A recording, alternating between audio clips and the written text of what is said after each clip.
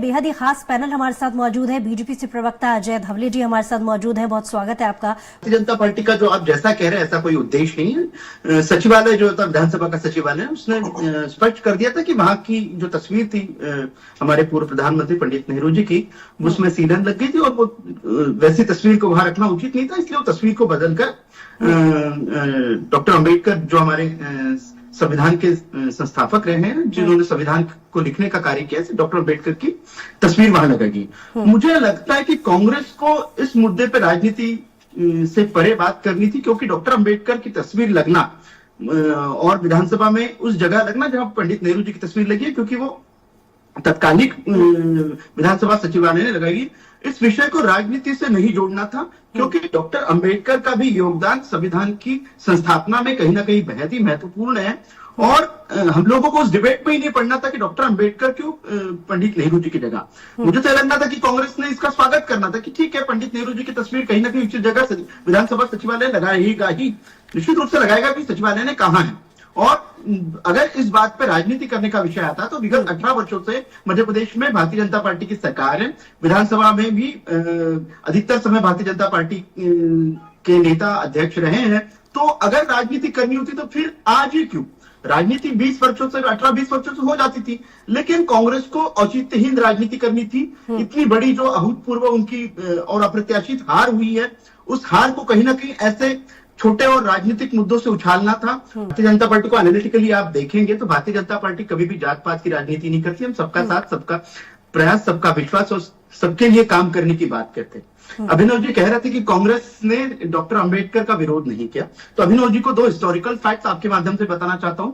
Doctor Ambedkar 2 Lok Sabha के चुनाव लड़े और दोनों हार गए कांग्रेस ने अपना कैंडिडेट देने की वजह से।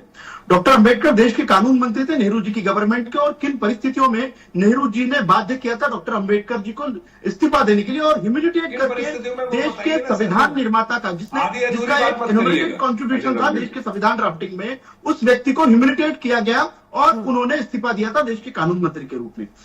और सिर्फ दलित समुदाय को, शेड्यूल कास्ट को सिर्फ वोट बैंक रखा, किस दल ने रखा, ये भी देश की जनता देख रही है। कांग्रेस का भी इतिहास अगर देखें तो कांग्रेस ने हमें इतिहास क्या पढ़ा है?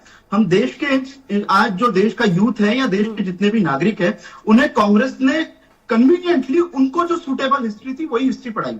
नेहरू गांधी परिवार को हमेशा बड़ा दिखाया गया, नेताजी को भुला दिया गया, सरदार पटेल जी के कंट्रीब्यूशन को भुला गया, डॉक्टर अंबेडकर को कभी ड्यू रिस्पेक्ट नहीं मिला।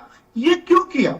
कांग्रेस जानती थी कि अगर इस देश में सरदार पटेल, नेताजी सुभाष चंद्र बोस, डॉक्टर अंबेडकर, तो इन लोगों का इतिहास या इन लोगों की जीवनियां पढ़ाई जाएंगी, तब कहीं ना कहीं नेहरू गांधी परिवार जो था, अगर हमें तस्वीर के साथ आपत्ति होती तो 18 वर्षों में पहले ही हट जाती थी। इस बार टेक्निकली विधानसभा के सचिवालय ने हटाई है और भारतीय जनता पार्टी की सरकार ने कहा है कि निश्चित रूप से उस पर जो भी है कमेटी बने और कमेटी कर लेगी किसने ये उसको फाइंड आउट कर लेंगे। लेकिन अब कन्वीनियंटली सिर्फ अंबेडकर जी की तस्वीर लगाई है, इसलिए हो हल्ला करना मुझे नहीं लगता कि राजनीति इससे बड़ी ऊंची राजनीति कांग्रेस कर सकती है। जैसा कि मैंने कहा कि सरदार पटेल जी का स्टैच्यू ऑफ यूनिटी बनके आज देश में इतने वर्ष हो गए, कांग्रेस के किसी नेता ने जाके वहां श्रद्धांजलि अर्पित की है? सरदार पटेल जी को कन्वीनियंटली देश से बुलाने का काम कांग्रेस की सरकारों ने किया है। इनके पूर्व प्रधानमंत्री थे डॉक्टर पीवी नरसिम्हा राव, उनका शव को भी, उनके पार्थिव शरीर को भी कांग्रेस ने सिर्फ गांधी परिवार की महत्ता को रखने के लिए उनके पार्थिव शरीर को कांग्रेस मुख्यालय में नहीं आने दिया।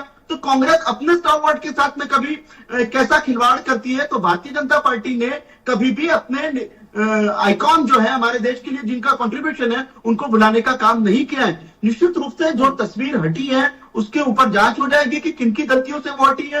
अगर उन्हें लगाना है तो कहां लग जाएगी। सरकार अगर कह रही है, विधानसभा के माननीय अध्यक्ष जी कह रहे हैं कि समिति बन जाएगी, समिति देख लेगी कि क्या किसकी गलती है। लेकिन उस पर 2 दिन से राजनीति कर रही है कांग्रेस, सिर्फ डॉक्टर अंबेडकर की तस्वीर लगी है। तो आपको ये देखना पड़ेगा कि इनकी मानसिकता को देखना पड़ेगा।